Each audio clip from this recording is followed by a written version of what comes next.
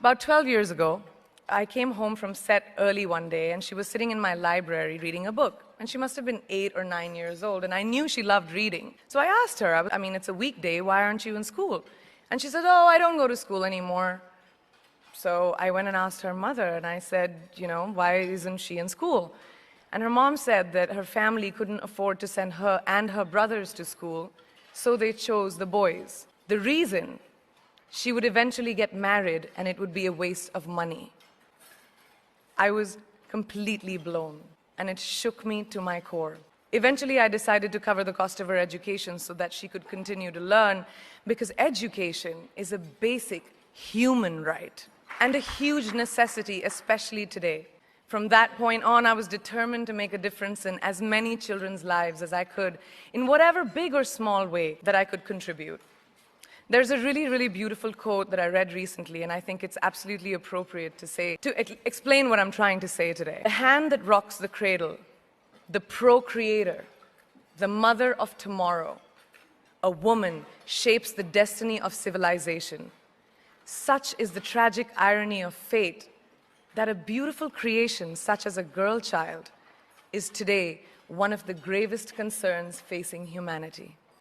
Girls have the power to change the world.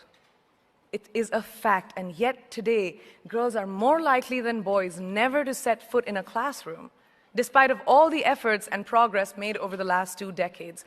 I'm just going to give you a stat, more than 15 million girls of primary school age will never learn how to read or write, compared to 10 million boys.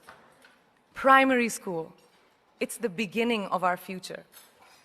Over the last 11 years, I have witnessed firsthand the incredible work that UNICEF does for children around the world, especially victims and survivors of child marriage, displacement, war, sexual violence.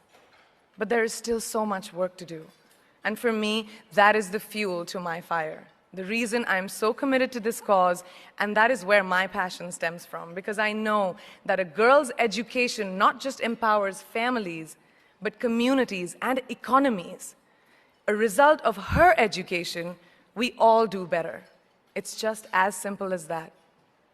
As entertainers and influencers sitting in this room, I feel that it's our social responsibility to be a voice for the voiceless, which is why I applaud each and every woman in this room for being such a badass, for using your platform and your voice to contribute to change, and for ensuring that there is not even one lost generation as long as we are alive.